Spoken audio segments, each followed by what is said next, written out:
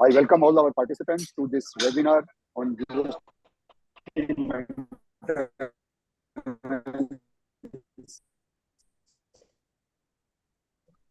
of apartment, including RWA. We have with us our Vice Chairman,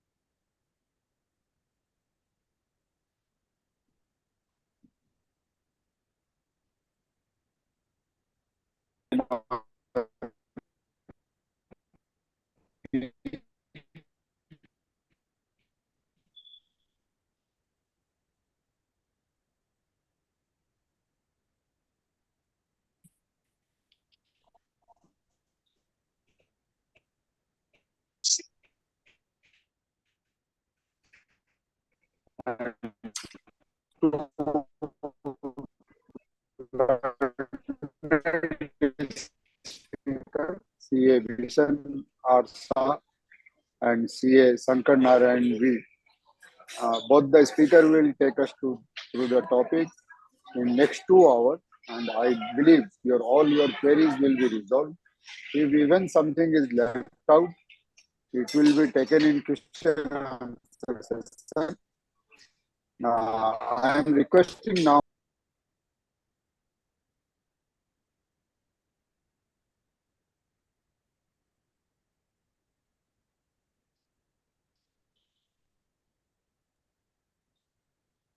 Have we lost the connectivity of Sushil Goyal ji? Impreet?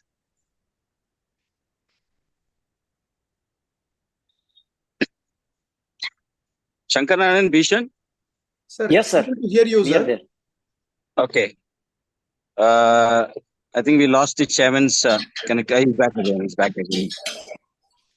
Sir, please continue. Vice Chairman, sir, please continue. Yeah. I think I have. Yes. Yes, sir. Yes, sir. Very esteemed members who are participating in this particular webcast of our committee. There are 1,000+ registrations today.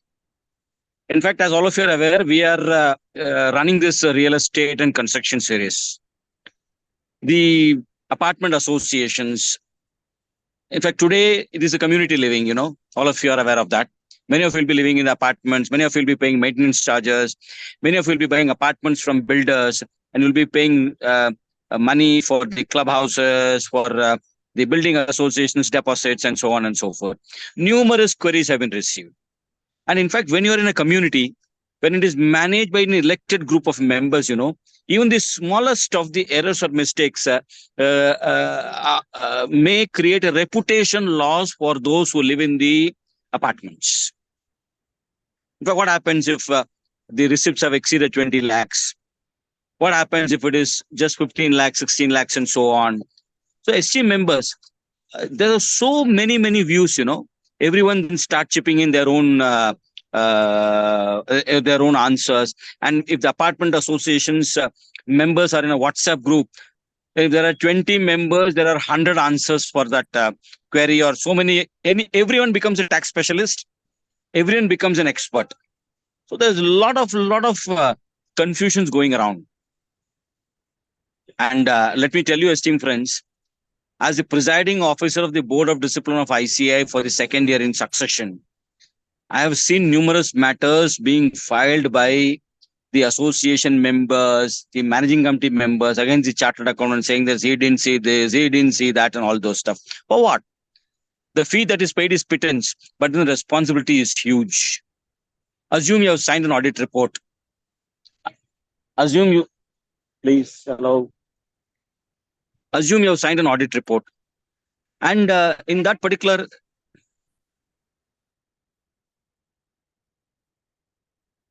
I'm sorry, someone was making noise at my side.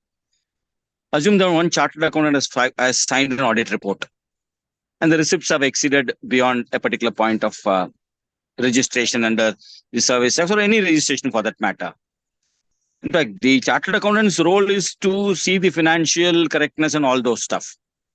But then someone will ask, no, why service tax aspect was not looked into, why GST was not looked into, why corporation taxes, so many things are there. Huge responsibilities. We have here today excellent speakers. Shankar Narayanan from Chennai and Bhishan Shah from the city of Ahmedabad. In fact, both these cities can boast of high-rise buildings, can boast of community living, can boast of people who now continuously buy apartments. Gone are the days of individual homes, which was a paradise to live. Today, it's community living for various reasons: safety, security, social life, and so on and so forth. Many apartments have this clubhouse, gyms, and health and fitness centers, and so many such type of facilities. How do you tax them? How do you bring them into the tax net? Are they taxable? Not taxable? So many things are there. In fact, these 2 hours is not sufficient. I'm talking more, I know that. But I thought I should create some interest in this particular topic, because this is not as easy as it looks. So, esteemed friends, excellent speakers are there here today, and they are going to enlighten us. But my only sad part of the story is that I'll not be present here full day, because I'm in Bengaluru here for the Startup Sphere conference of the Institute of Chartered Accountants of India. And as you know, I'm talking to you through my mobile internet connection. Esteemed friends, so you must pardon me for my indulgence here. And I'm confident that both of them will do a great job. And let us stay connected week after week. And Chairman, sir, thank you very much. You have been a great guiding force for all of us. Over to you, Chairman sir, for other introductory part. Bhishan Shah and Shankar Narayan have been in the practice for more than a decade.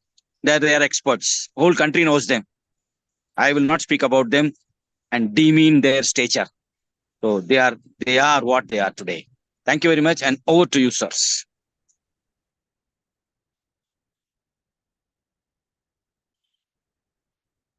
So, Bhishan bhai. yes, sir. Thank you so much, Chairman, sir, CA Sushil Goyal ji, Vice Chairman, sir, of the committee, Rajendra Kumar, sir, to whom we all acknowledge as RK. We know him like a friend, philosopher, and guide for all of us. And, sir, thank you so much for giving us this opportunity to dwell into this topic. I can say this burning topic of maintenance apartment, including RWAs. Sir, as you have stated, it is really a critical issue so far as these associations and cooperative societies are concerned, or housing associations are concerned. And we are thankful to you for choosing this topic and giving us an opportunity. My best wishes to all the participants and members of the ICI for this International MSME Day, which ICI is celebrating.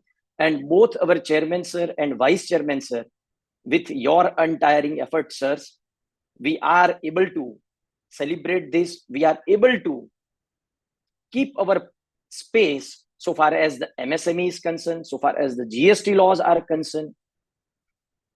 And we are so much purposeful and impactful for the society and the country as well. I'm thankful to my co-speaker, CA Shankar Narayan ji, for helping me in identifying issues and finalizing this presentation for the benefit of all of us. We are also thankful to the Indirect Tax Committee Secretariat, who is helping us and doing follow-up and making this happen for the benefit of the memberships. Before going into deliberation, I would like to give a disclaimer as well that the presentation is of ours. The views which we are going to express is personal views and nothing to do with ICI or the Indirect Taxes Committee. So once again, thank you very much all for sending your queries, questions, and joining to this webinar. Now, when we are talking about RWS, meaning thereby these societies are for the welfare of the members, and the cooperative housing societies are always helpful and governed under the cooperative law. If those are the societies, then societies registration act or a cooperative housing society act. It's a special act, and the said acts are under the separate states. The object of any cooperative society is to do something for the members of the cooperative society, and there is no goal to do any business or earn any profits. It is by the members and for the members and for the benefit of the members. That is what we can say so far as the cooperative societies or RWS are concerned, or any association is concerned of the members. Now, if we see the background and the history with the constitutional mandate which has been accorded to the cooperatives or any association or a unions, then our Indian Constitution has given a fundamental right to each and every citizen under Article 9(1)(c) of the Constitution. It says that every citizen has a right to form association or a union or a cooperative societies. Then if we go to Article 43(b), it says that the country wants to promote cooperative societies, and it was inserted in Part 4 of Constitution as directive principles of state policy. This article specifically talks about the voluntary formation, autonomous functioning, and everything. Where we read Article 243 ZH2 ZT, it talks about provisions for incorporation of cooperative society, its administration, and how we can wind up the cooperative society. So, cooperative societies, if they are of us having their identification in single state, then it will be governed by list 2 of Schedule 7. If it is a multi-state cooperative, then list 1 of Schedule 7. Now, if we go to Article 366(29)(a), it talks about tax on sale or purchase of goods, and to include a tax on supply of goods by any unincorporated association or a body of a person to a member thereof for cash, deferred payment, or other valuable consideration. I just want to highlight this provision of Constitution, which is a deeming provision for making sale of goods taxable when it is being entered into by an unincorporated association or a body of a persons to a member thereof, which was introduced in the Constitution. But let us keep it aside and let us go forward to know more about the history before this constitutional amendment. When government wants to tax a transaction between club and its members, at that time, Honorable Supreme Court in Young Men's Indian Association's case, which is a landmark judgment, has given their verdict that members club, even though a distinct legal entity, acts only as an agent for its members, no sale would be involved, as the element of transfer would be completely absent. As per this judgment, Honorable Supreme Court laid down the principle that in this type of transaction, there is no separate two entities, though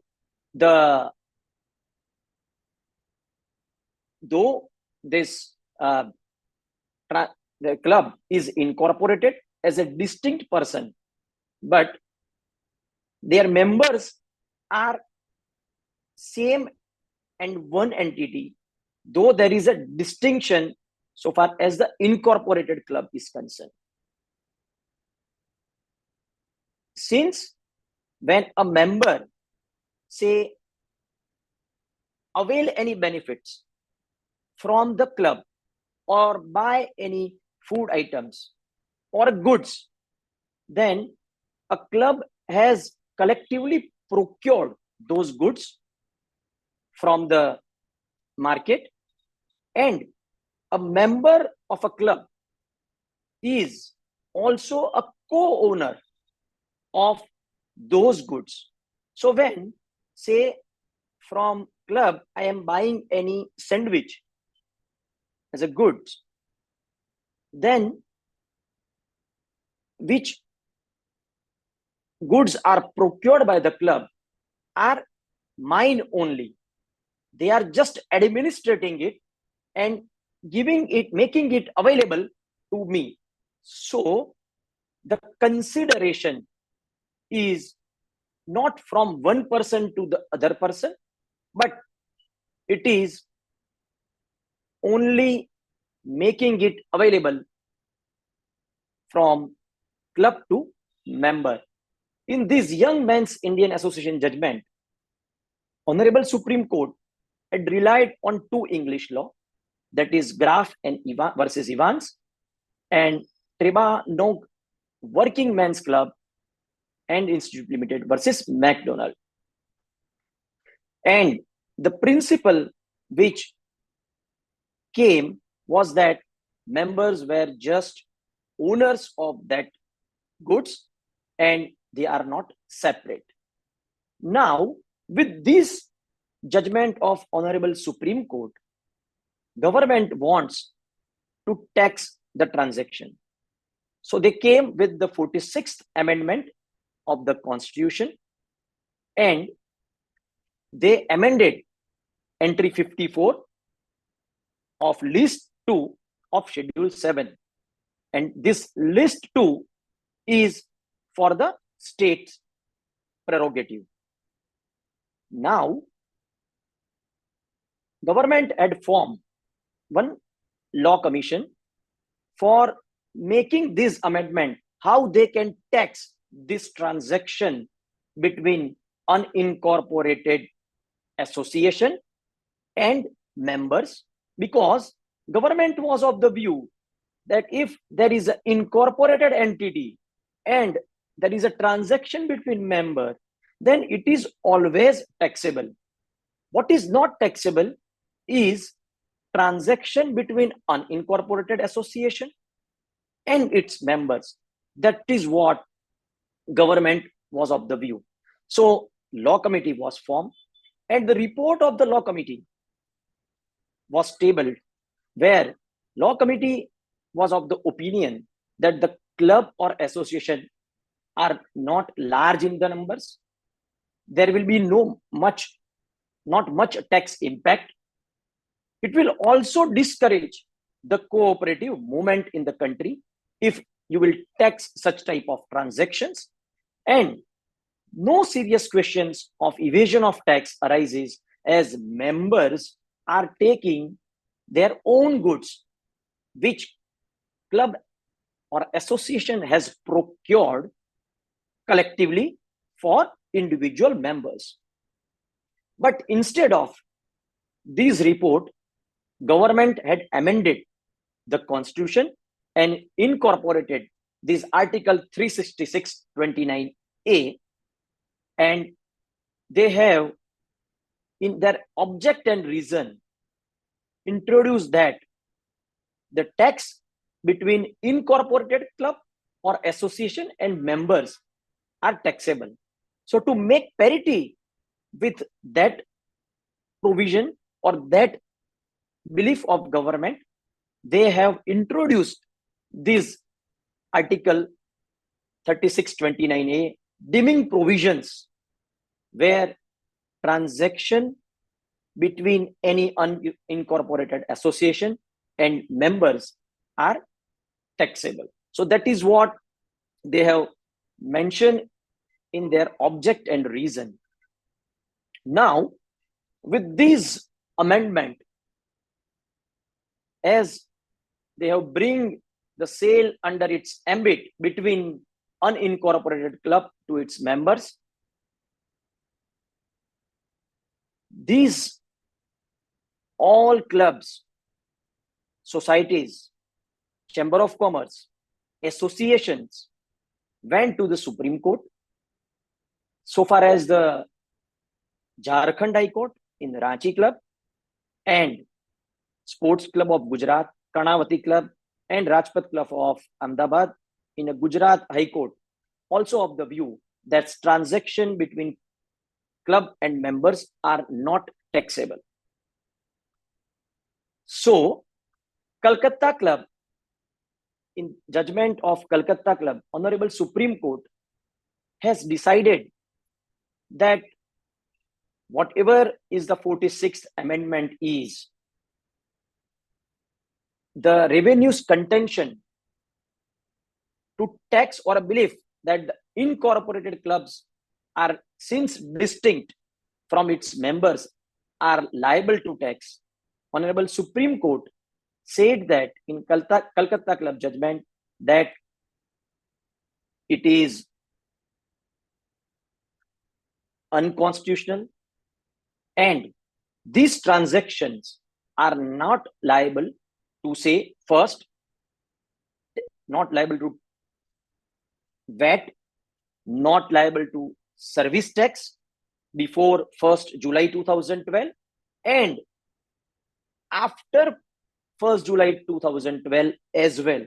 So meaning thereby a transaction between any unincorporated association, club or societies or chamber of commerce or such trade unions are also not taxable so far as the VAT is concerned, so far as the service tax is concerned. They also relied on this Tribanong Working Men's Club decision in this landmark judgment of Honorable Supreme Court. And they said that 46th amendment of the Constitution has not dealt with the legal principle enunciated by Honorable Supreme Court in Young Men Indians Association. And it is therefore 36629A is inapplicable to incorporated clubs. And they said that doctrine of mutuality is always there because as per the Indian Contract Act, in the definition of consideration, there should be two persons. And if there are absence of another person, because as per the doctrine of mutuality, club and member both are same. Individually, a person can be said as a member, but collectively they are club or a society or an association. And hence, there is no transaction between two parties, and as a result, these levy fails. They said that these provisions are unconstitutional. So, with this judgment of Honorable Supreme Court in Calcutta Club, the doctrine of mutuality prevails over law, that is the Finance Act or a VAT law, and more with the Constitution amendment as well. Now, question come whether Calcutta Club judgment, which is of VAT, service tax, will be applicable in current situation, because what the judgment is of, say, service tax and VAT. So post implementation of GST, whether this judgment has any value, I can say that this landmark judgment has laid down the principle. They followed the principle of mutuality. They decided that members and their association or a club or a society are one and the same. There is no separate personalities or persons, and hence tax is not applicable. This doctrine of mutuality is a universal. If someone says that sun is coming from, say, east, someone say that from tomorrow sun will rise from the west. Is it possible? Whether will it change? That we have to look into. Though there is an advance ruling in case of Apsara Cooperative Housing Society Limited that Calcutta Club judgment has no relevance, and they said that tax will be applicable. But if we go to AAAR, so far as the Rotary Club of Mumbai is concerned, they said that there will be no GST payable for the fees collected by the club from its members. So that is what the situation is. Then after, as in the past, we seen that when Young Men's judgment came, government came with the 46th amendment. Here also, in 39th GST Council meeting, they said that to avoid Calcutta Club judgment, let us come with another amendment.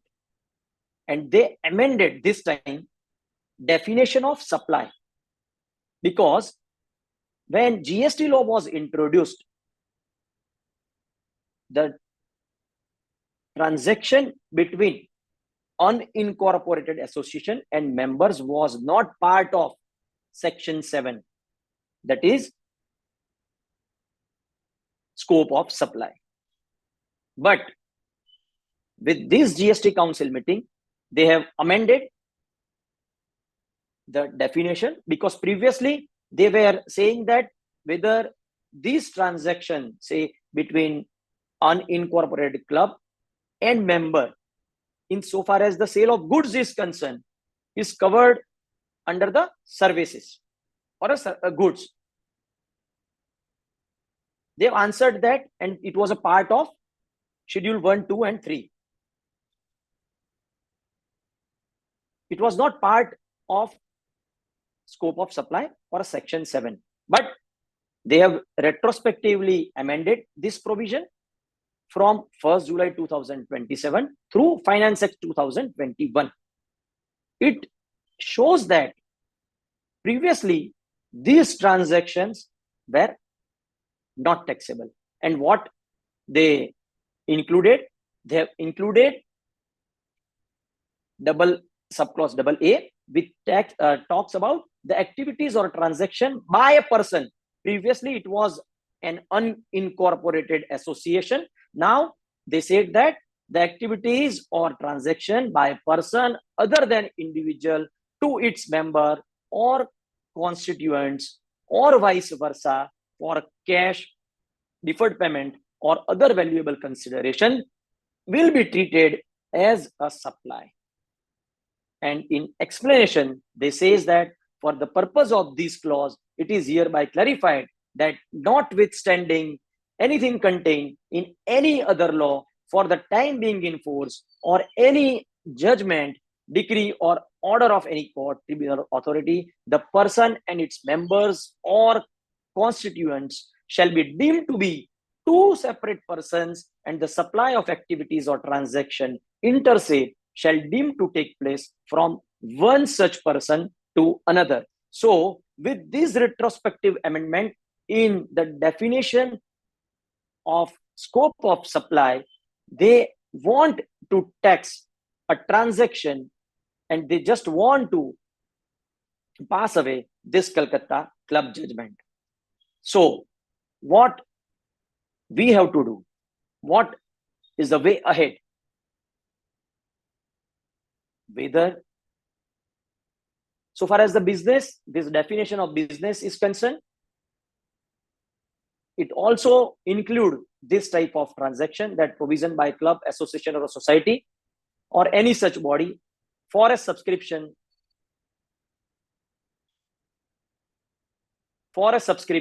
or any other consideration of the facilities or the benefits to its member will be treated as a business. That is what they have defined in the definition subsection 17E, where they have defined the business, meaning thereby they want to treat it as a business and nullified the doctrine of mutuality. But with the judgment and whatever has been decided till now, I am of the personal view that doctrine of mutuality still prevails. And as we want to, after looking at this history, we need to think on a way ahead as well. So questions comes in the mind. Is this retrospective amendment is valid? Then I will say this retrospective amendment, which take my substantive right of a taxability, can be challenged before court of law. And this retrospective amendment also signifies that from 1st July till the amendment, there was no tax, one possibility. And whether refund for those payments made by societies can be claimed or not, that is another question. We can say that yes, they can claim the refund. Then other question comes in my mind, whether the refunds are time barred. When in plethora of judgment of Honorable Supreme Court, it is decided that when payment has been made, which is not a tax, it is only a deposit, then in that case, time barring does not apply and one can file a refund for the same. Another question then comes, since the member has paid this GST to their cooperative society, whether unjust enrichment will be applicable or not. Then in past, the question was there before Honorable Sistat Ahmedabad in granting such refunds to the clubs or association or cooperative societies. And they have answered that since we are of the view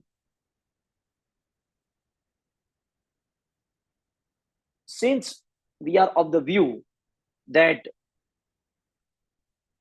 principle of mutuality or a doctrine of mutuality is prevail, when we believe that, when decided that club and a member or a cooperative society and a member are not two distinct persons but are same, then question of unjust enrichment is not applicable, and hence this test is not required to be taken forward. That is what has been decided by the Honorable Sistat Ahmedabad in the judgment of Karnavati Club. And so far as the Calcutta Club's judgment is concerned, they also said that there are no two players, say no two persons, so far as the transaction between club, cooperative society and members or associations are concerned. And there is no deeming fiction so far as this definition of consideration is concerned.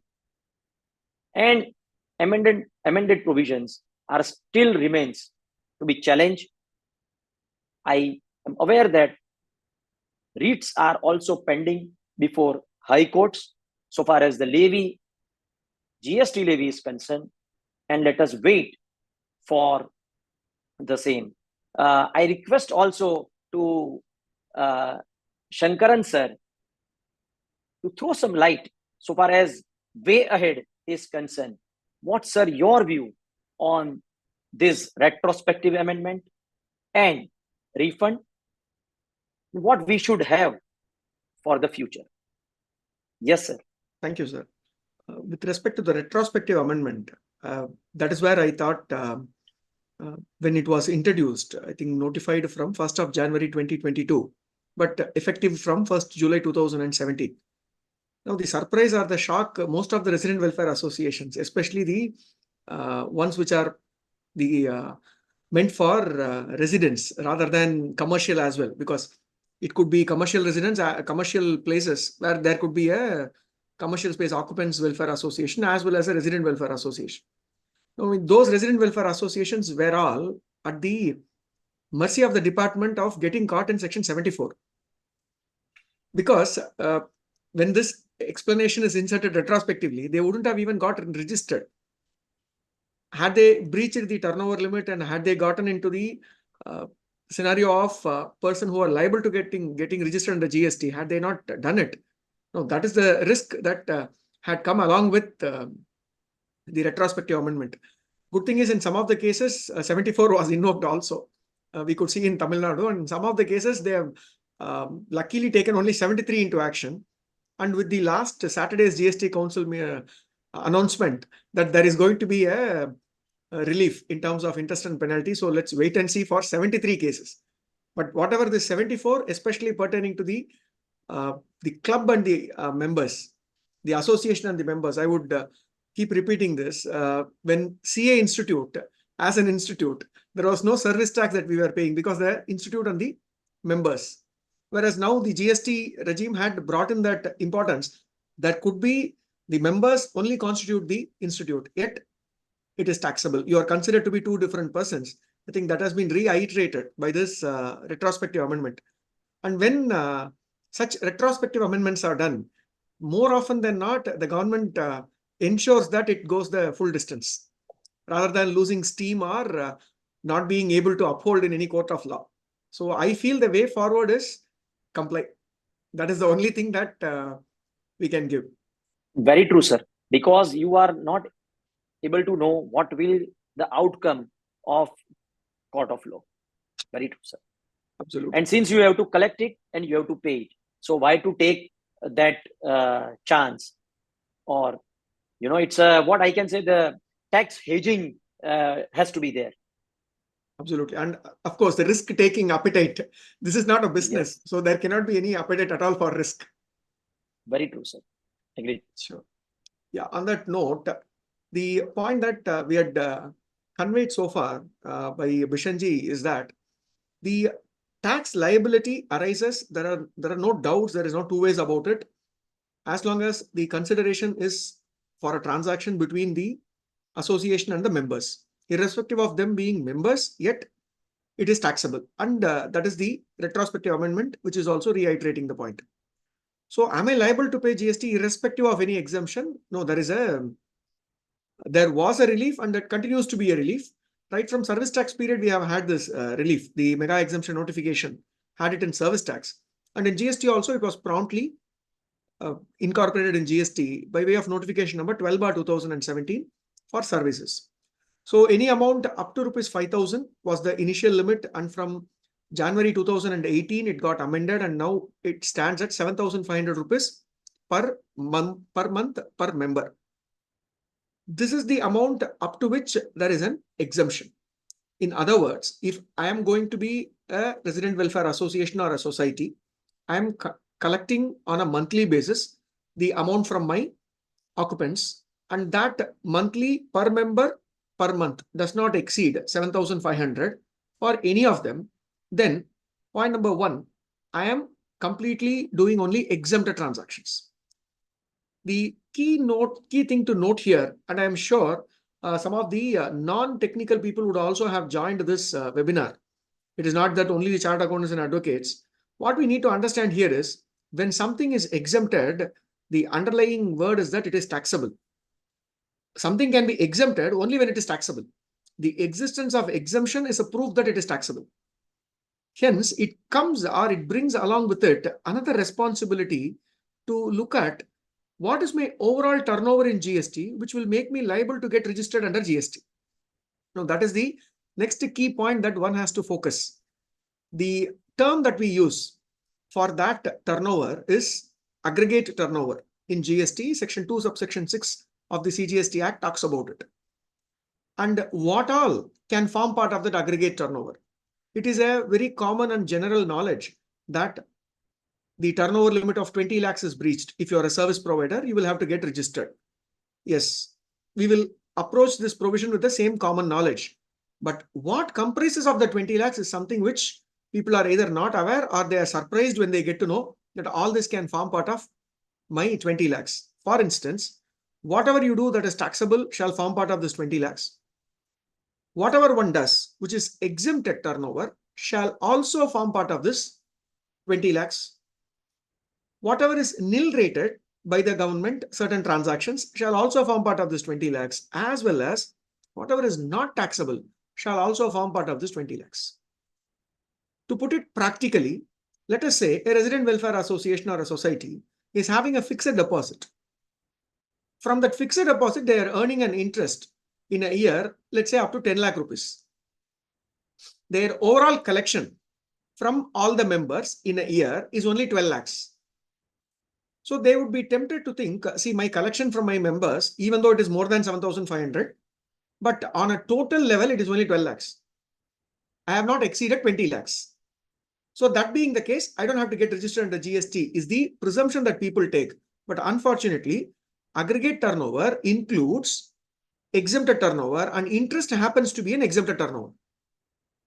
When interest is also taken into consideration, the aggregate turnover in the scenario that I just explained becomes 22 lakhs.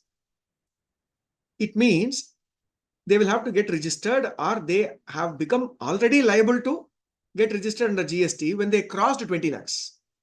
So that is the crux or the important point that one needs to note, especially the people who are manning the association, who are in charge of the association.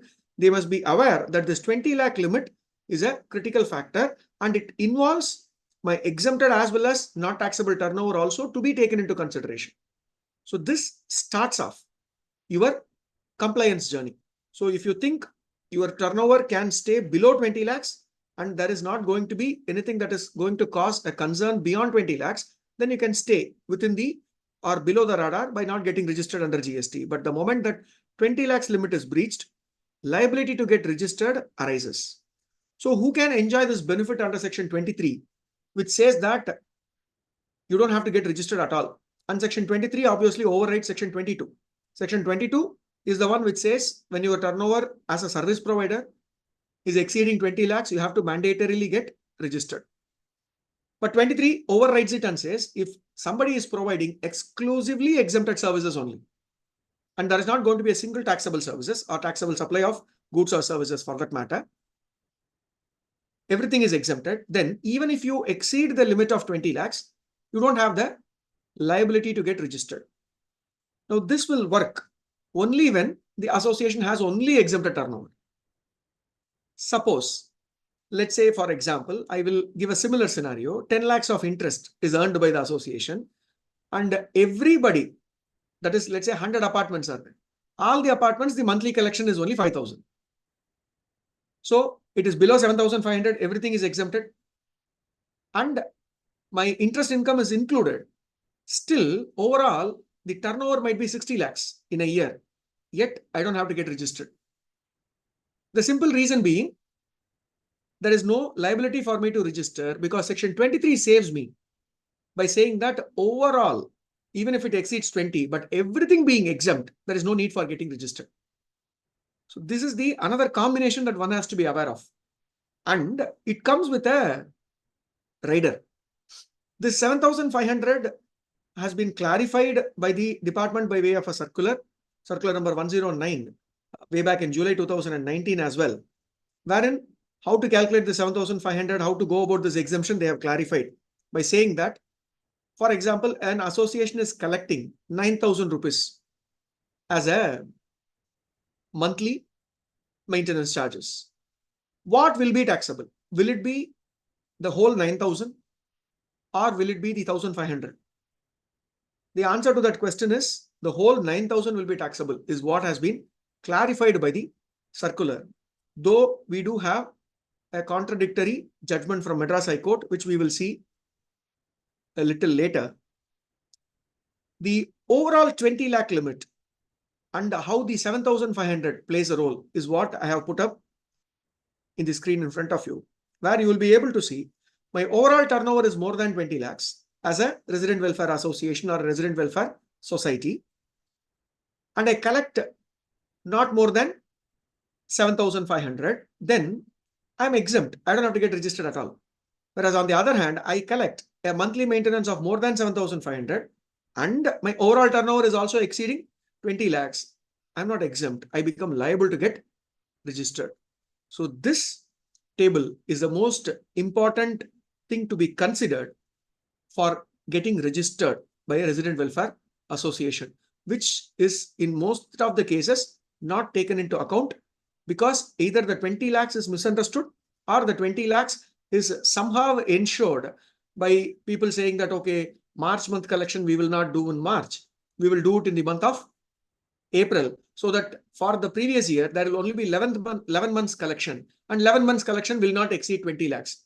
So this will be a issue because it is a continuous supply of service where it is clearly agreed between the association and the member that it needs to be paid on a monthly basis. So the time of supply provisions will mandate that whether you pay it or whether you raise a demand and collect it or not, as per your original agreement between the resident welfare association and the member, is that every month it needs to be paid. So when department calculates it as a turnover, they will calculate it for 12 months.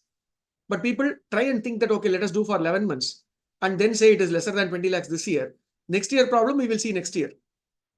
And another practical issue that we repeatedly get to see in kind of resident welfare associations is that there are no solid office bearers or people who are designated to manage. It is only on rotation. Now, this also creates the mindset that, okay, I will not handle this problem. I may have to transfer it to the person next to me who is going to take up. Now, this can also result in an overall breakdown of legal compliances. These are pitfalls that one needs to be mindful, looking at the exemption of 7,500 in the overall light of 20 lakhs. That being said, is input tax credit eligible for a resident welfare association who is registered and who is liable to pay GST, who is ready to pay GST? Yes, the input tax credit provisions are enabled for them to avail the input tax credit. The simple reason being their output is taxable, hence their input also is automatically eligible to the extent of what is the output that is taxable. Everything that an resident welfare association does is taxable, then every ITC that they are incurring, every expense, every purchase that they do, which is in the course or furtherance of business and satisfies the eligibility criteria that is mentioned under section 16 and it is not blocked by section 17 of CGST, then it becomes eligible for the resident welfare association, no doubts on it. But the issue will only be when part of the turnover of the resident welfare association is taxable and part of it is exempted. Then comes the proportionate input tax credit, which can get into a complex scenario because the credit is something which needs to be availed as per Rule 42 and 43, read with section 17.2 and 17.3, which we shall discuss a little later. Now, input tax credit is there. I have got exemption. I know on what I need to pay the tax. So where do we go next? The next thing that, which is clarified earlier by the circular, which is also of relevance is, let us say in an apartment complex, I own 2 apartments. The exemption provision says 7,500 per member per month. Me as an individual, I'm owning 2 apartments. Will I be treated as one member owning 2 apartments, or will I be treated as 2 individual members for the purposes of this exemption? Where will it create a problem? Monthly maintenance is 5,000, but Shankar Narayanan owns A1, A2, both the apartments. So 5,000 plus 5,000, it becomes 10,000. Now 7,500 may be denied for me, is the apprehension with which this question was sought to the GST Council and CBIC. Reply has come by way of the circular, wherein they have said, as far as the association is concerned, you will be treated as 2 separate members, meaning every apartment is a member. It is not the owner. From that perspective, it will not be seen. It will be seen from the perspective of every apartment. There are 2 apartments, A1, A2. Individually, A1 and A2 are not exceeding 7,500. Hence, the exemption will prevail. The other element with respect to the Resident Welfare Association, the 7,500 exemption, which I had told you earlier, this 1,500 category, which is something which is debated and point to be noted in the light of the Madras High Court judgment in Greenwoods. What is the HSN under which this tax will be collected, and what is the rate of GST that will be applicable on that maintenance charges is 18%, which is 9 plus 9 CGST and SGST. And in all the cases, it will be CGST and SGST only, for the simple reason being it is collected from members and it is in relation to an immovable property. So we may not even see a situation of a Resident Welfare Association having an output tax liability of IGST. And it is CGST plus SGST, 9 and 9, 18%. And the predominant HSN for such maintenance related collections would be 9995. Now the Madras High Court judgment, which I was trying to bring out earlier with respect to the 7,500 Greenwoods Owners Association, wherein the Madras High Court had given an order stating that only the amount that is in excess of 7,500 will become taxable. So for instance, 9,000 rupees is the total maintenance that I pay for every month. 7,500 is the limit. So how do I calculate my GST liability? As per this judgment, it was take 9,000 less 7,500 and calculate GST only on 1,500. Now this prevailed for some time, but later this practice had to be stopped for the simple reason that this Madras High Court judgment, there is a writ appeal against this writ order by the department. In that writ appeal, a stay has been granted. Hence, as it stands today, we'll have to go by that circular, as per which the 7,500 is not an amount which can be deducted. In other words, it is not a threshold, it is a limit. In income tax, we see that there is a threshold. So you earn something more than that, then only the differential is taxed. But in GST, especially with respect to the 7,500, it is not a threshold, it is a limit. So the moment you cross the limit, you become taxable, and you become taxable from the rupee 1 is what is the current prevailing legal provision. We need to wait and see how the case takes shape in the days to come. Now, that being said, the other practical issues that arises in case of the Resident Welfare Associations, starting with their genesis. Where do we start?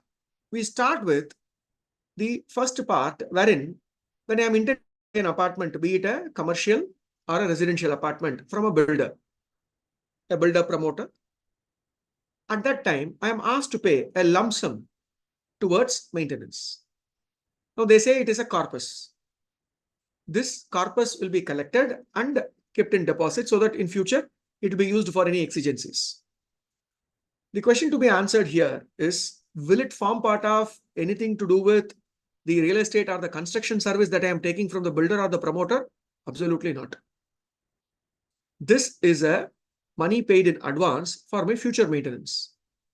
In other words, in GST, when we look at the time of supply provisions, 13 subsection 2, technically, it becomes a advance receipt of money for provision of services. Advance receipt of money for provision of services is taxable at the instance of receipt of advance itself. The invoice may be given at a future date, but when you receive the advance, you are liable to pay GST. This is where the RWA related GST compliance starts. So many builders who collect it, the promoters or promoter builders who collect it, are either not collecting GST or they are not even aware that they are supposed to collect GST, but they create a corpus, transfer it to the Resident Welfare Association. In that corpus, they wouldn't have discharged their GST liability. This creates future litigations. One. The second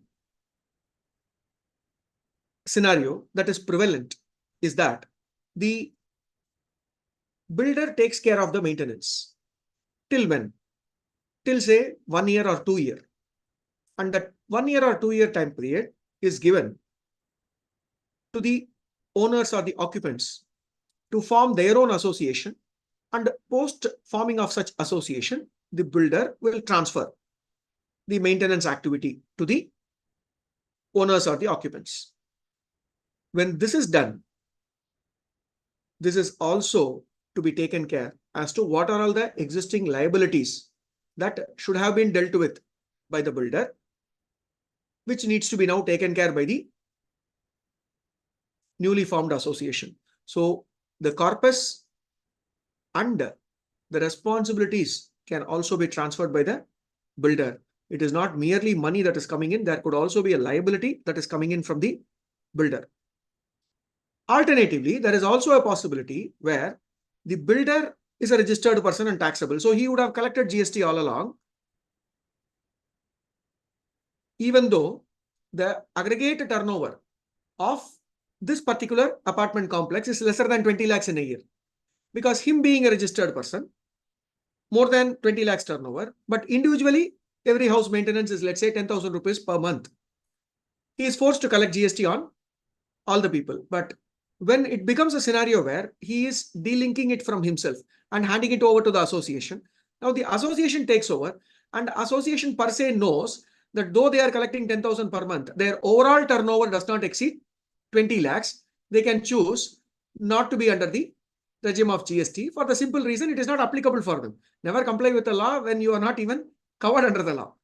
So there is no marks for voluntary compliance. So they can stay away from that compliance. So this can be a blessing, cannot be a blessing, can be a further responsibility. So that is another point where people need to be careful about inheriting it from the builder.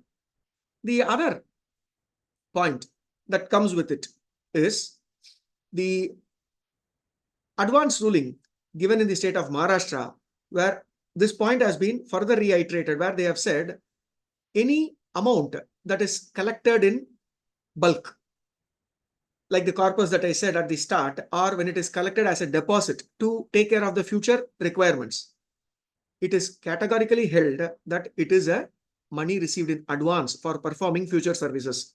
So there is no such thing called similar to income tax. People try to equate when it is given for a particular purpose, it is considered to be given for that purpose, and hence it will not come. It is a balance sheet transaction. There is no such thing in GST. In fact, GST does not even bother about whether it is a balance sheet transaction or a P&L transaction.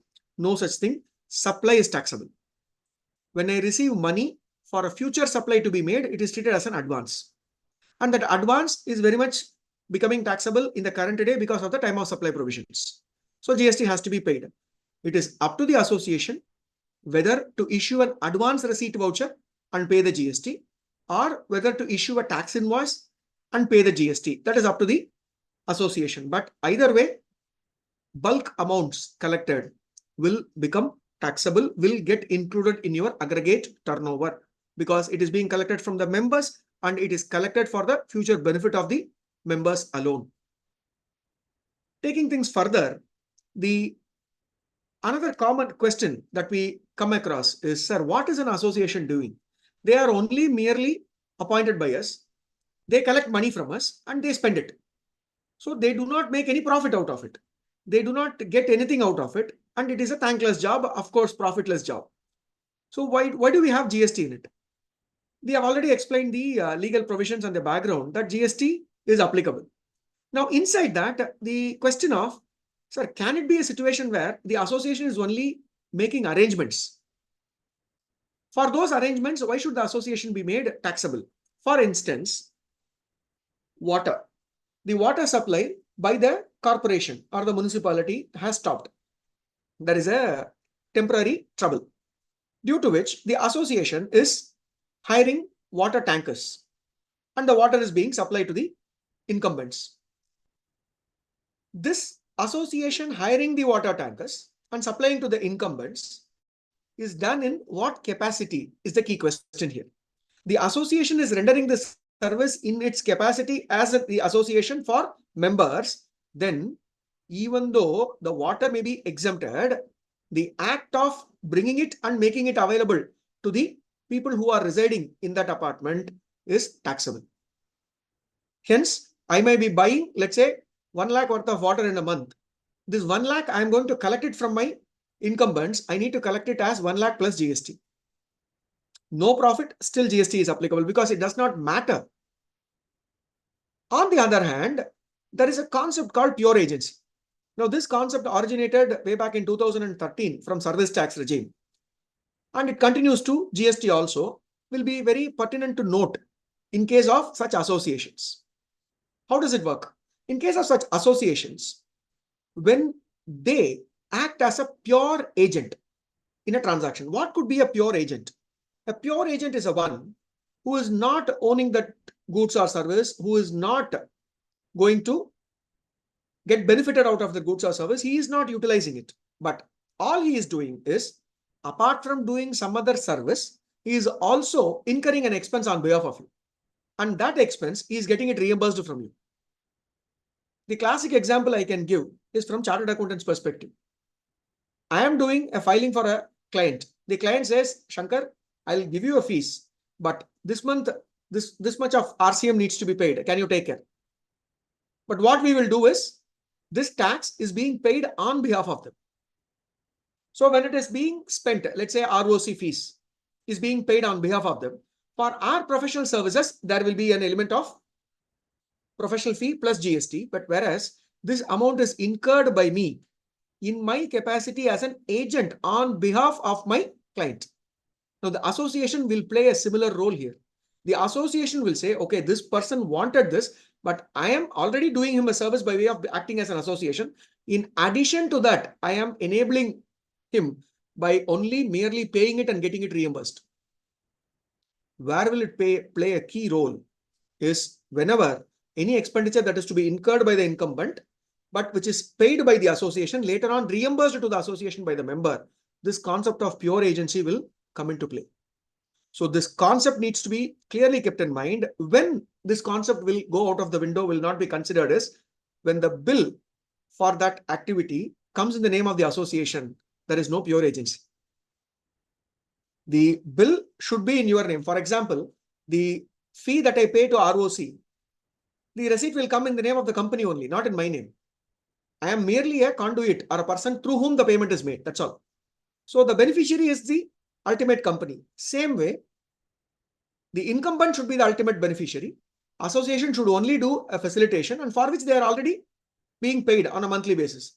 When that is proved, that is the only scenario where this pure agency concept can be resorted to by an association.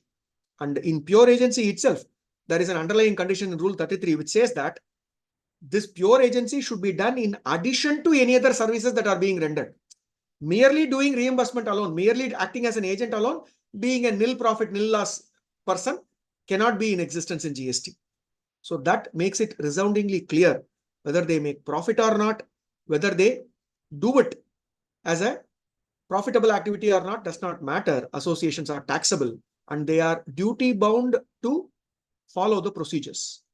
In the simple example that I gave, what is the procedure that I need to follow? I should have been told by my incumbent that you can incur this expenditure on behalf of me. So he has given me the right to act as an agent.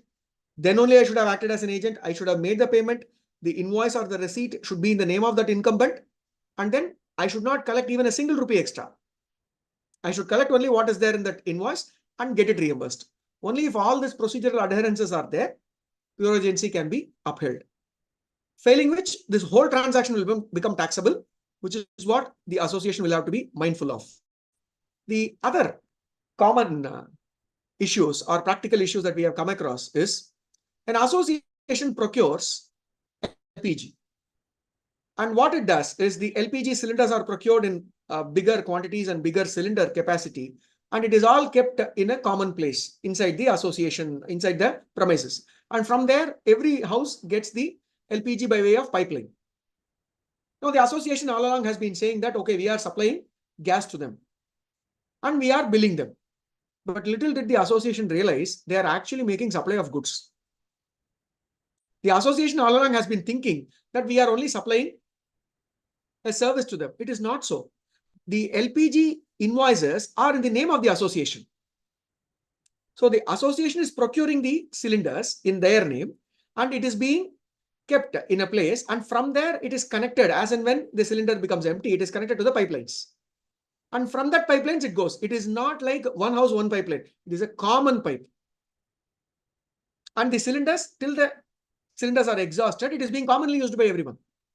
Now, this becomes a classic case of association misunderstanding that they are an agent, but they are not an agent. They become the supplier, and that too, in this case, they are not even supplier of service. They become supplier of goods. They directly buy and sell LPG. Care to be taken in such transactions. The other scenarios where an association will become taxable, which may vary from association to association. I'm just trying to bring out the most common things that we have come across. The common facilities that are being used in a huge apartment complex. Let's say it could be in the form of a gymnasium, or it could be a community hall, or in some of the apartments, we have also come to see that there are guest rooms which are constructed. And those guest rooms can be booked, pre-booked, where people can be allowed to stay. Now, in all these cases, these are services which are completely away from the 7,500 exemption. Because these are services which are not in the nature of the maintenance, which are in the nature of separate renting of immovable property service, separate entry to gymnasium, separate entry fee collected for entering a swimming pool. And it could be used by a member, it could be used by a non-member. In all these cases, the association becomes individually taxable. So this will also add up to their overall aggregate turnover, point number one, and this do not have specific exemptions. These all come under a separate taxability, no 7,500 accommodation for these revenue collections.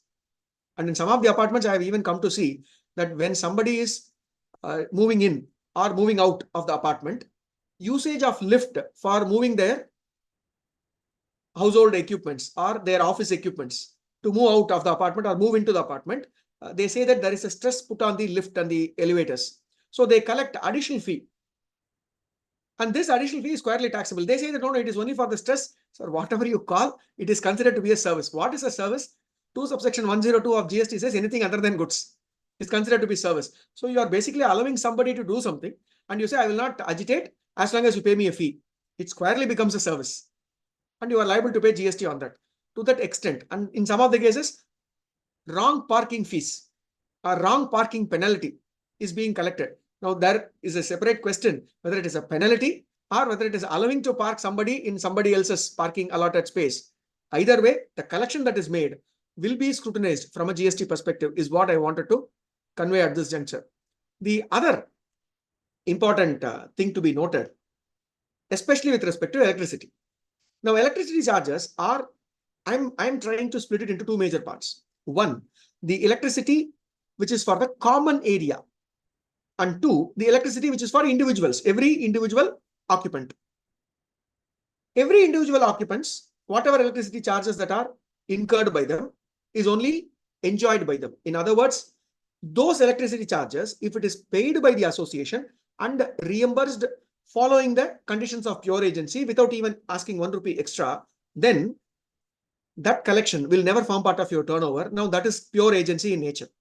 On the other hand, the common area lighting, the common area, all the electricity, the name in the electricity card itself will be the association name.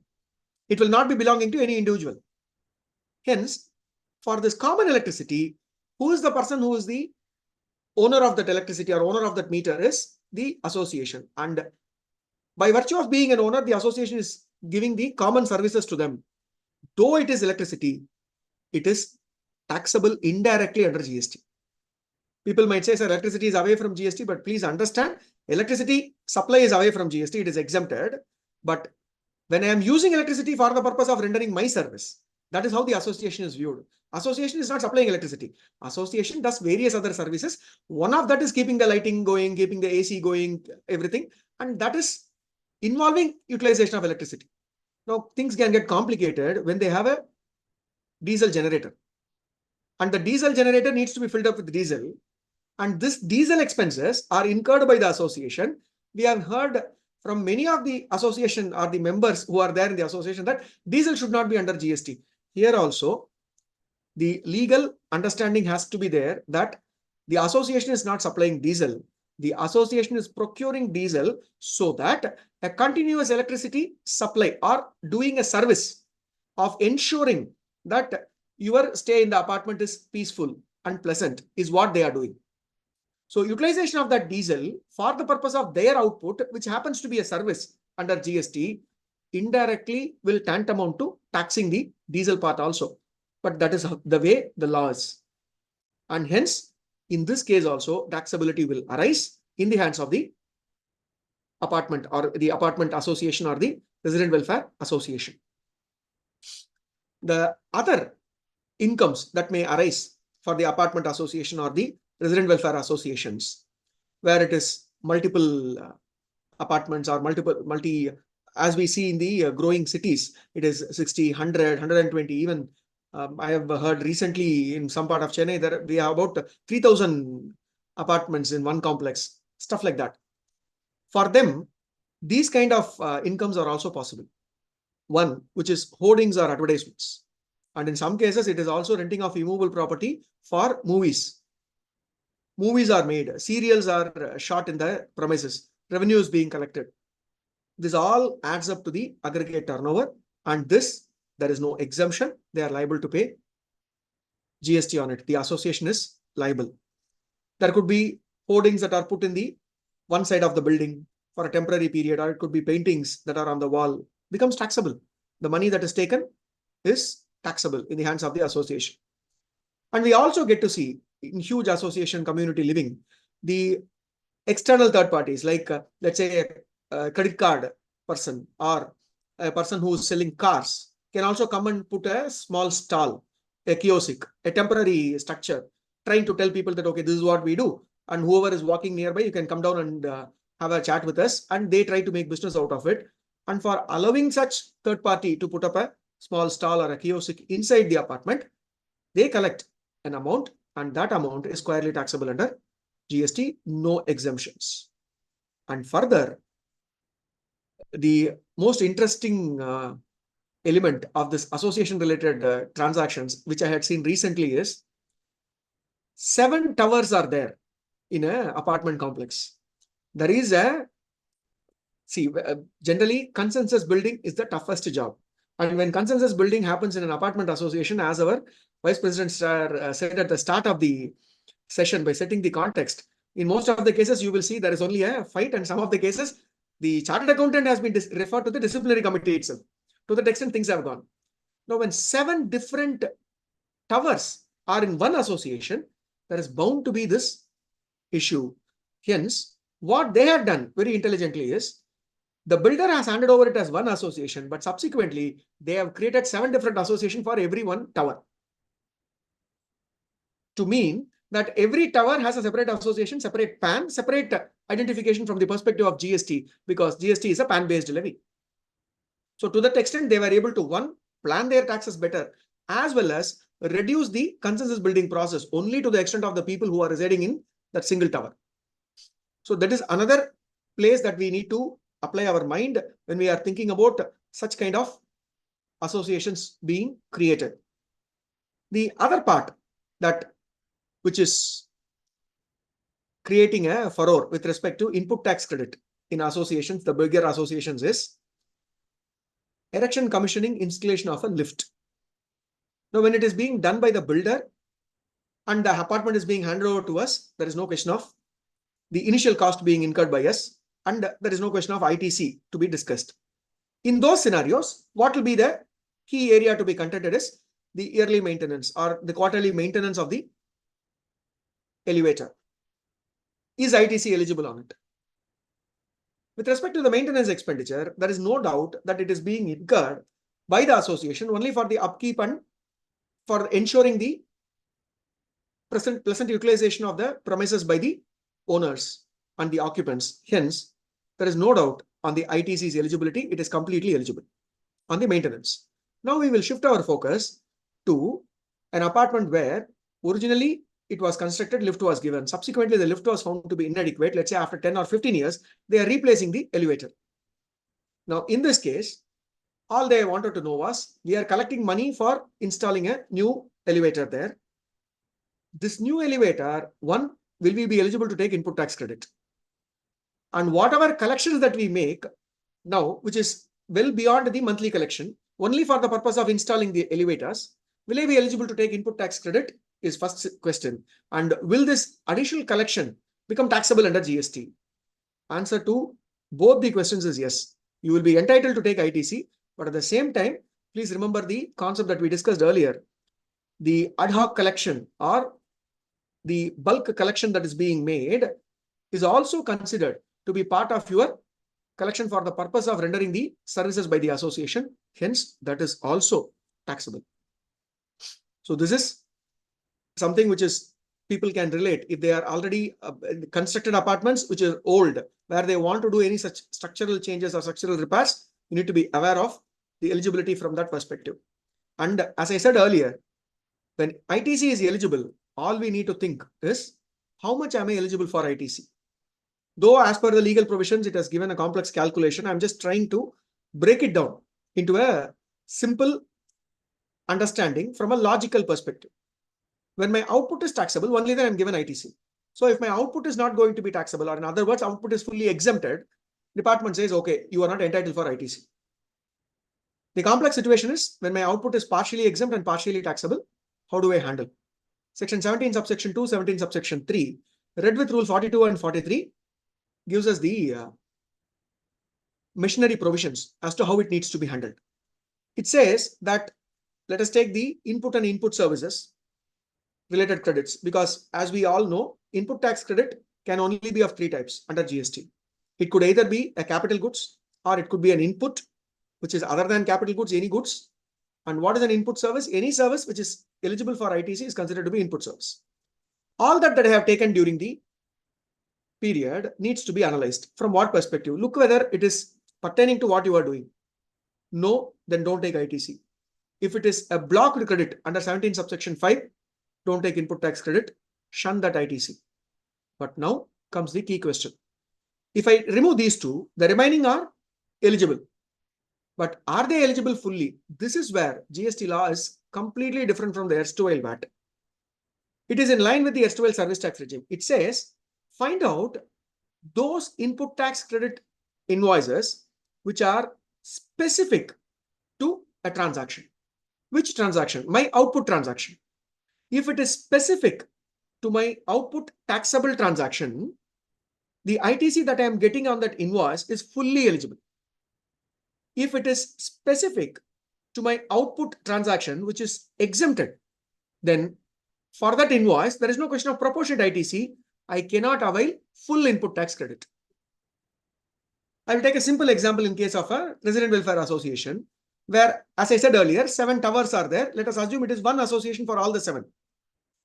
The lift maintenance is incurred for all the 7 towers, but tower 1 and tower 2 only have more than 7,500 per month paying people. In other words, tower 1 and tower 2 are the only people who pay GST along with their subscription. Whereas the remaining 5 towers, it is lesser than 7,500. So their turnovers are exempted. In this scenario, the lift maintenance invoice pertaining to tower 1 and tower 2 only ITC can be availed. It cannot be proportion. It has to be specific. Tower 1, tower 2 fully eligible. Remaining 5 towers fully not eligible. This is the logic that has been put in Rule 42. And anything that cannot be called as specific credit but which is eligible. For instance, chartered accountant fees. I am raising an invoice for the association for my services. Now that is applicable for the association as a whole. You cannot consider it to be specific to taxable activity or exempted activity. So it actually becomes a balancing figure. When we remove what is specific, then whatever is remaining is generic. On those generic input tax credit only, there is a proportionate ITC eligibility, proportionate ITC reversal, which is in proportion to my taxable turnover, I will be entitled to take input tax credit.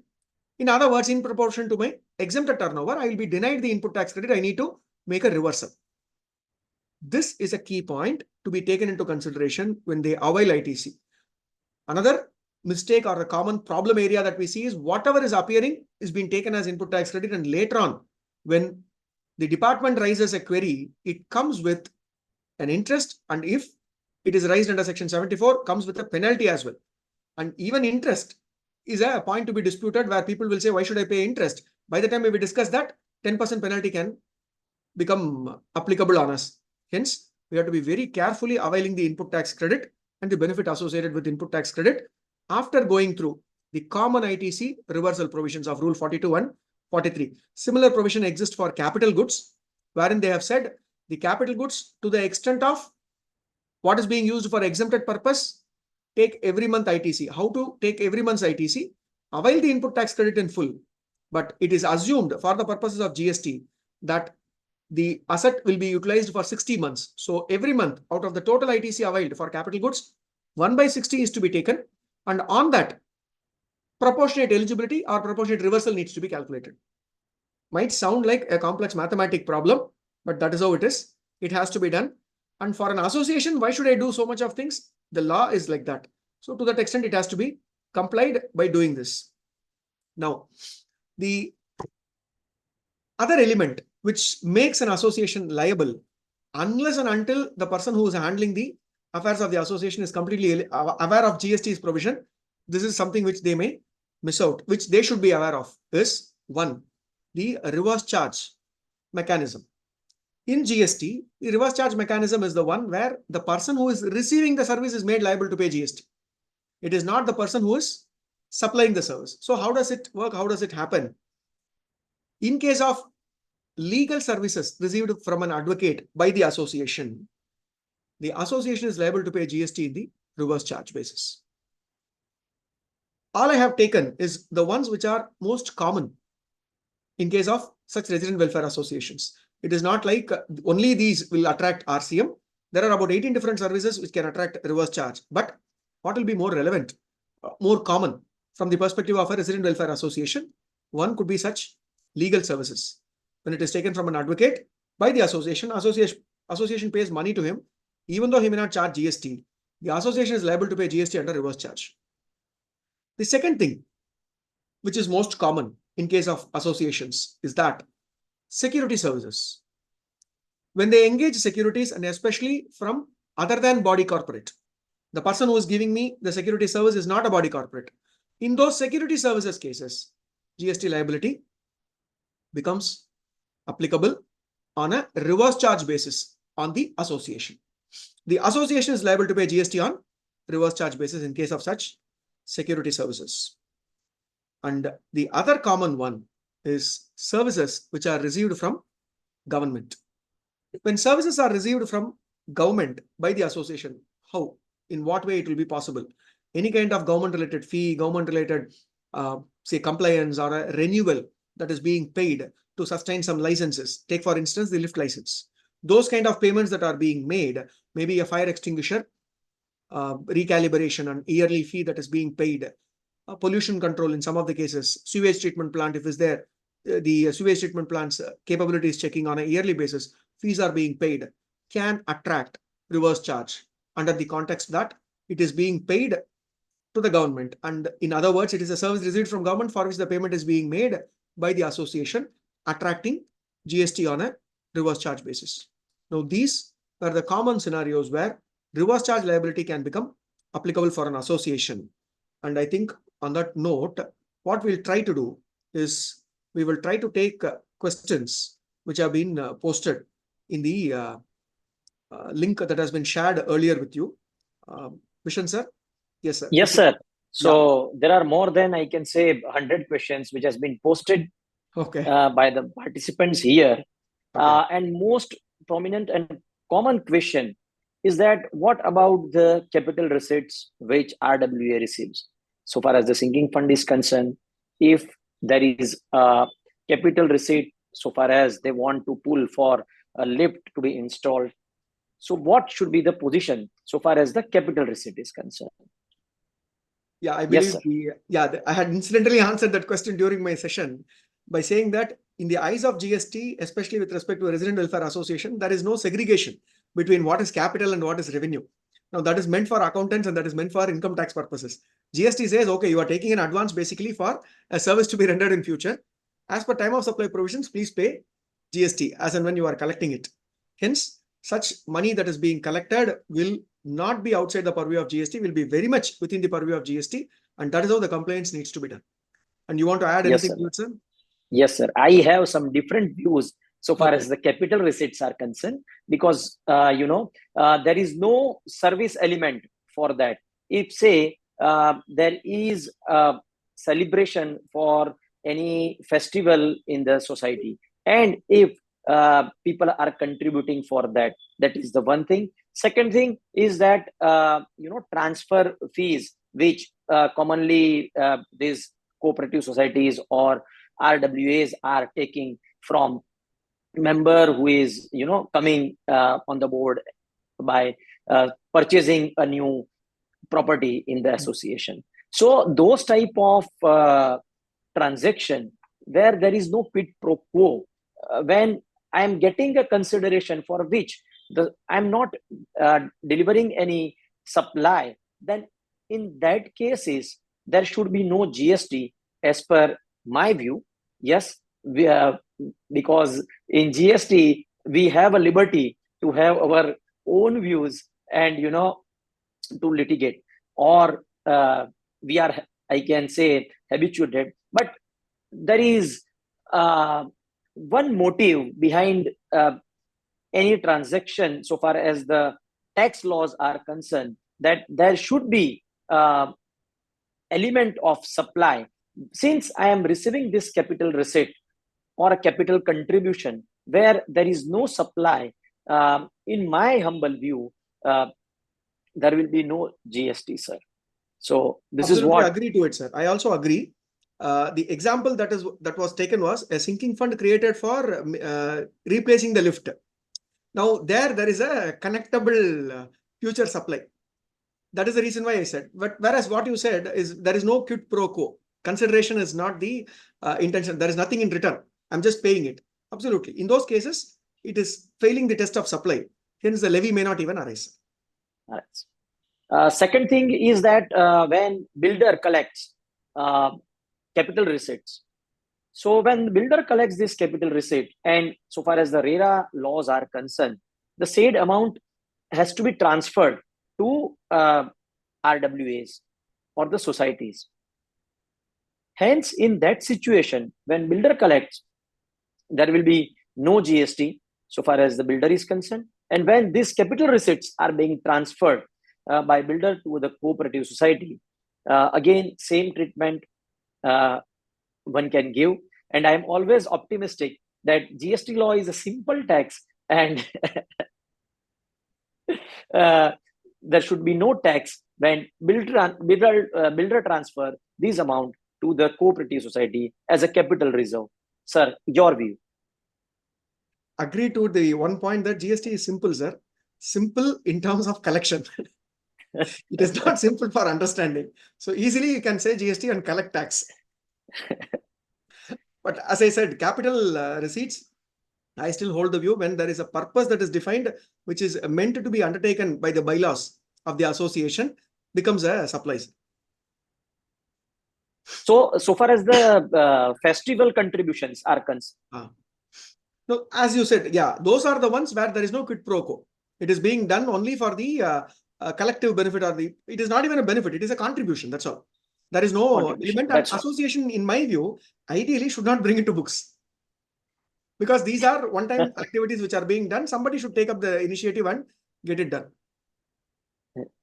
The third point is that water and electricity. I guess you have deliberate on it.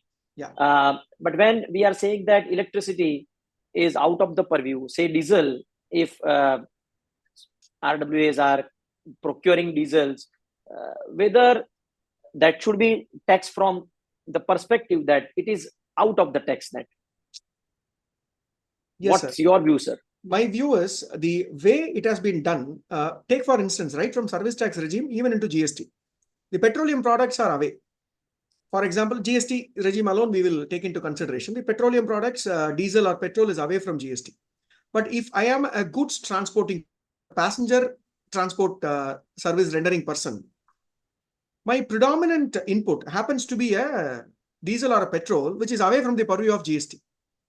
But how they have given me relief is they have said, okay, if you are not intending to avail ITC, I will tax you only at 5%. Ideally, my service should be taxable at 18%. But the reason I'm given a reduced rate is predominantly because one of my main input is away from GST.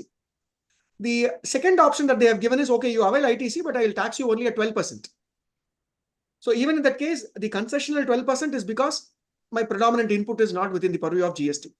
But somehow I believe that relief is not converted in case of renting of immobile property as well as in case of associations.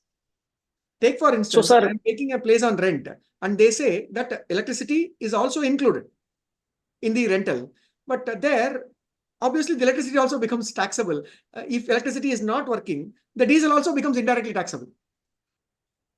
So the full amount becomes taxable under GST. I think one, we have learned to live with that. But second, there is no legal provision to also segregate it, sir. But sir, when society is procuring, say, electricity, there are separate meters, and on that basis, they are raising debit notes, I can say, or invoice to the members for the use of electricity. They are not selling, say, supplying renting services or any other services. Apple to apple, say, diesel is purchased and invoice or a debit note for the diesel has been given to the members. Then in my view, that should not be taxable to the GST because those are outside the purview of tax. And there are certain judgments so far as the service tax law is concerned. At that time, what happened that in a mall, electricity are being charged separately along with the rent. And in those situations, court had held that those supplies or those services should not be a part of taxable value. That's it, sir. Agree, sir. Now, yes. Pure agency is the test. Yes. Yeah. But sir, I'm not saying pure agency as well. Those commodities which are not liable to be taxed under GST cannot be indirectly taxable with stating that those are membership or contribution or a maintenance contribution. That is what my view is. Sir, third question, major question is the penal interest. When societies are charging penal interest from the members for not paying in time or for the check bounce, I can say, then in that case, what should be the applicability of the GST for those penal interest or charges? I want to split it into two parts, sir. One is penalty, the other one is penal interest. Because penal interest technically becomes an additional consideration for the original service. So when the original service is taxable, for example, monthly maintenance, let's say is 10,000, which is taxable. I'm not paying it within time. I am forced to pay 12,000. The 12,000 is taxable. But whereas, like I discussed during my presentation, when it is a penalty in nature, it is an offense that is committed or it is against what they have agreed to within the society and it is being breached.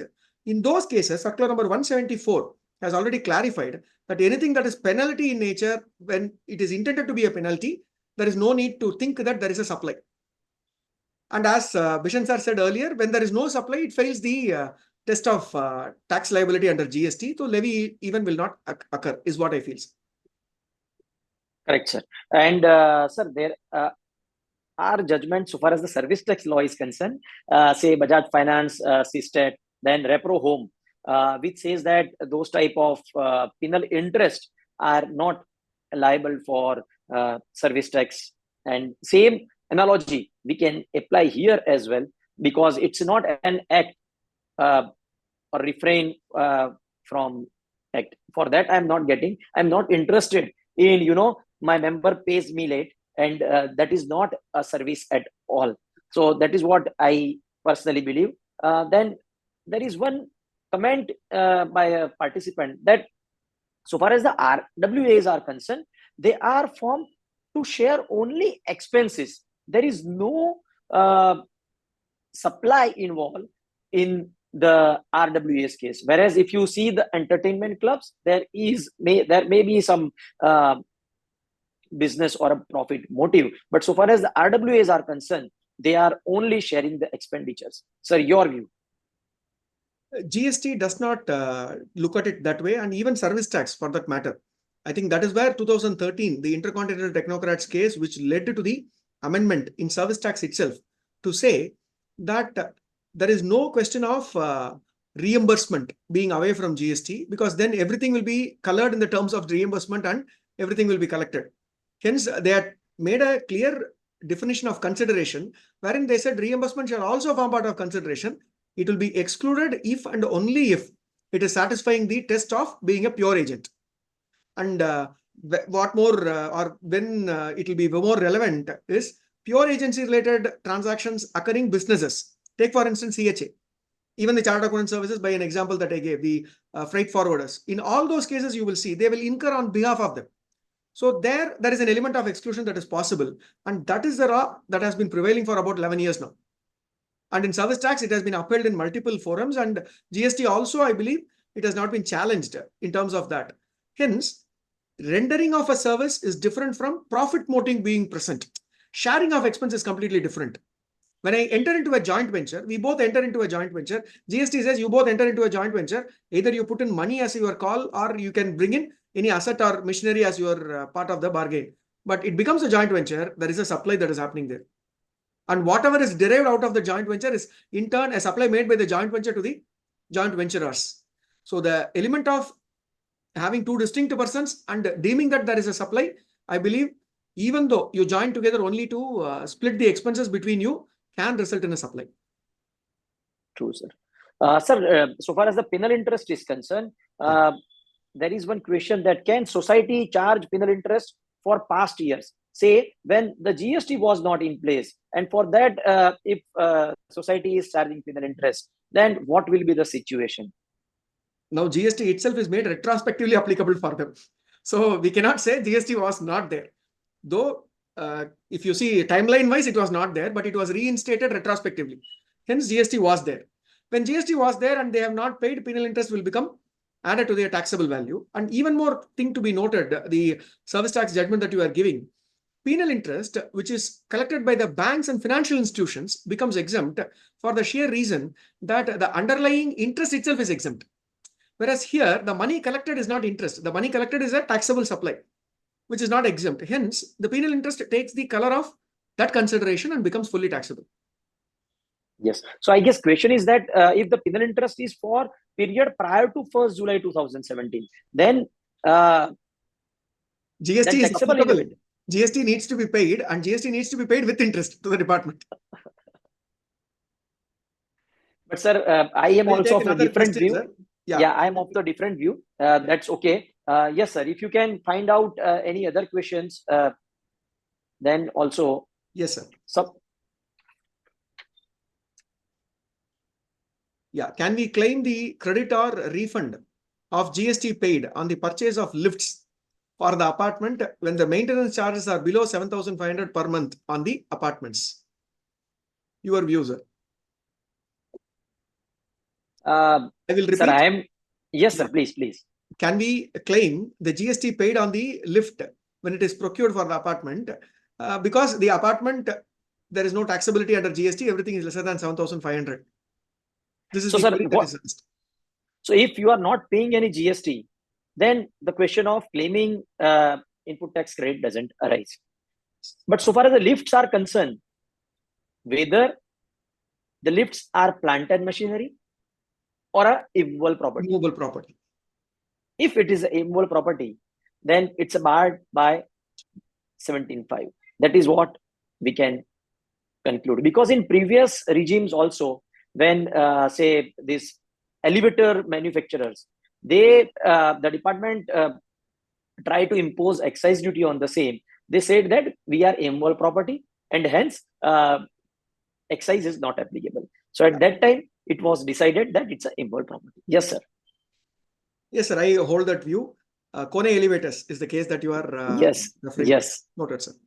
The other question that has come.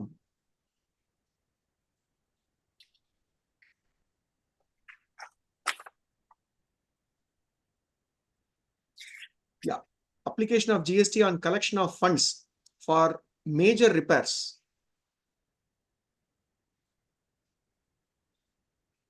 What will be the GST applicability, sir? Sir, so if it is a capital contribution, you are not, able to identify the supply, then in that scenario, I can say that it's a capital contribution and out of purview of the GST. Sir, your view? Yes, sir. Agree. Same. I think that we have discussed this point already. Yes. Yes.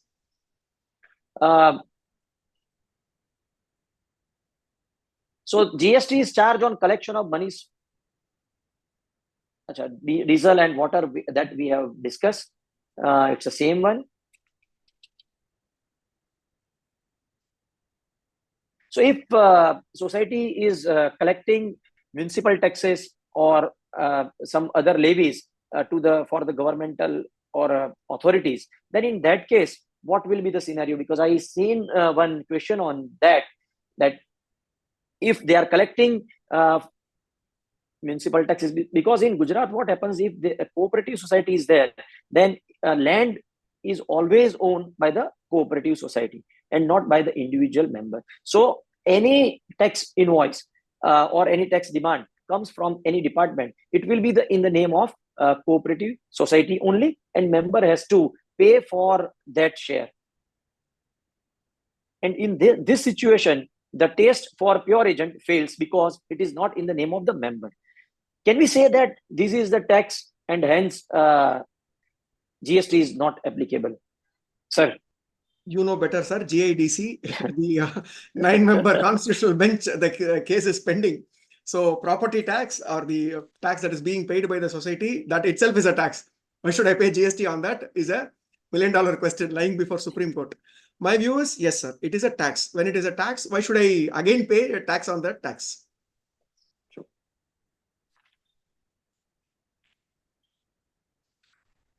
We are staying in a flat owned by me, and the registered resident welfare association is maintaining the common area electricity, etc. Is it correct to split the common area maintenance and common area electricity charges, for example, total 3.60, and split it into a common area ₹3 per square feet and electricity bill 0.60? The electricity bill will be calculated based on actual bill, bi-monthly bill received and paid to electricity board. Is this correct? Please clarify, sir. They want to split the transaction. Okay, but it is a combined composite supply that you have taken. So artificially splitting it by a colorable contract will not work. The essence of the transaction is it is taken together. So the taxability will also be considering both together. That is my view, sir. Yes, sir. And the question is refund of unadjusted input tax credits. So what will be the scenario if there is input tax credit lying? This is, I think, a common question by people who avail ITC. They think that, okay, yes, ITC is something like amount receivable from government. It is not so. ITC will be refunded only in two scenarios in case of GST. One, you have to make an export or you have to make a supply to a SEZ, or your transaction should be suffering a particular transaction type called as inverted duty structure. Apart from these two scenarios, in none of the scenarios, business is closed, we are not able to utilize the ITC, we are cancelling the registration, no other scenario will make you entitled to claim a refund of input tax credit. You have taken input tax credit, you can make utilization of that input tax credit against your future liability. That's all. We cannot claim it as refund unless and until we do either this export or supply to SEZ, or we are covered by inverted duty structure. So never think of the ITC that is availed as money in the bank. It is not. Very true, sir. I'm of the same view. There is small question, that turnover limit for GST registration for cooperative housing society. If you can again repeat it. Yes, sir. It is the 20 lakh is the overall limit that we are looking at in GST. What is the overall limit? Aggregate turnover for a PAN for a whole year. That is what is the way in which it has to be calculated. And what comprises of the aggregate turnover? We have already discussed that, which is taxable, that is the collections, as well as even interest or any such collections which are exempted from GST should be taken into consideration for calculating this 20 lakhs. Moment I cross 20 lakhs, I become liable to get registered, but whatever the collection that I make is lesser than 7,500 per month per member, and I cross 20 lakhs, I do not have any other taxable supplies from me, everything is exempted, then even if I cross 20 lakhs, I can still take cover under section 23 and remain unregistered. But moment I do a single rupee of taxable transactions even, then I need to get registered immediately. So that is the thing that one has to look at moment you cross 20 lakhs. From that time, it has to be carefully looked upon as to when I will become attracted under GST. Yes, sir. We'll take one last. Sir, yeah. Yes. One last question is also of your lift only. And then if you want to, take another one. But what we have mentioned that out of syllabus question, when the definition of supply was amended, then why ITC is not allowed in case of works contract, lifts in case of housing society? Sir, I want to just throw light that when Yes. we are talking about safari retreats, and when constitutional mandate is that GST is value-added tax, you need to take, you should be allowed to take credit, and what safari retreats says, and even that High Court also allow it. Can we say that in housing society we want to make all these facilities available, and we should take the credit right now? We will not going to utilize it. We just avail it. But once the judgment of Honorable Supreme Court comes, then after, if it is in favor, then start utilizing it, or if it is against, then reverse it. What's your view, sir? Yes, sir. Practically, the availment of ITC and keeping it in abeyance, not utilizing it, and only when the Supreme Court comes out with a decision on safari retreats, if it is in your favor, you can start utilizing it. It will be a very prudent thing to do, because as it is, we know they don't have any P&L pressure. So there is nothing wrong in availing but keeping it in abeyance. They should ensure that it is never utilized. So that is also there, because tomorrow the judgment happens to be on the other way, then they will be in a interest paying scenario. That is what they need to take care.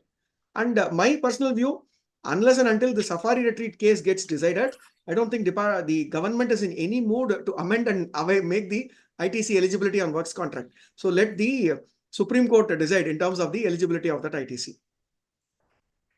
True, sir. Sir, if you want to take any question. Yes, sir.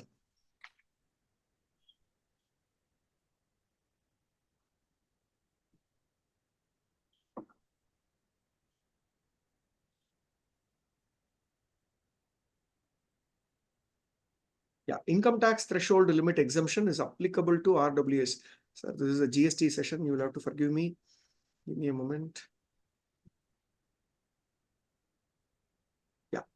If RWA collect amount from members towards payment of common area electricity charges and water charges, do we need to collect GST on this? If we collect the amount as reimbursement. Again, to reiterate that point, the associations or the resident welfare associations are formed predominantly to do that activity only. And that amounts to a supply in the eyes of GST when you are facilitating the transaction, even without profit motive. The pecuniary benefit is there, that's all. So that makes it taxable. Hence, even though you are collecting it as a reimbursement, the tax liability would apply under GST.